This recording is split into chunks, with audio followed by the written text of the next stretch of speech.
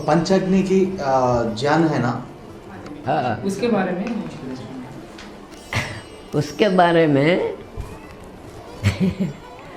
तर धूपकाले में मैं घूमता था, दिन भर धूप में रहा तो शाम को नींद लगती थी। जिस दिन शाम में मैं बैठ के रहता था उस दिन अंगार की आग होती थी।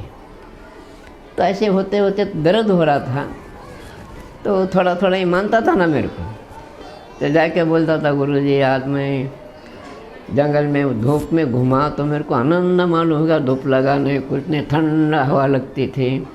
और जिस दिन मैं घर में बैठ के रहा छाव में उस दिन मेरे को अंगार होती तुरका होता। ये क्या है?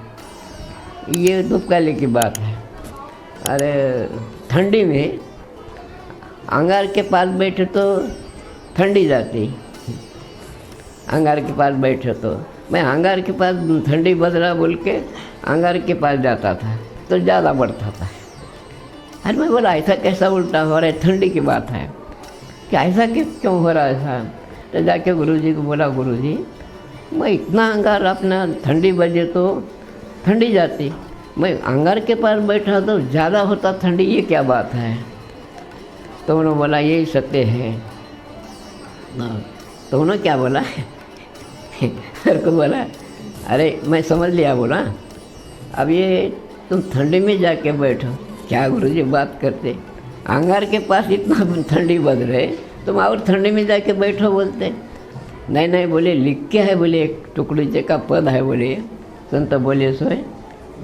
तो मेरे ख्याल में आया अच्छी बात करके देखने में क्या है। तो एक दिन अब दूसरे के घर को रह के क्या सो नाटक बताना बोल के मेरे घर को जाके सोया। बराबर 4 बजे ठंडी बजनी शुरू हो गई तो अंगार छिलकाया।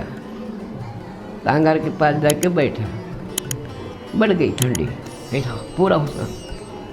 अरे गुरुजी बोला ठंडी में बैठो तुम जाके। तो थोड़ा मैं अंगार की तरह दूर हो गया ऐसा, थोड़ा अंगार से दूर हो गया मैं ऐसा, तो थोड़ी ठंड कम हो गई।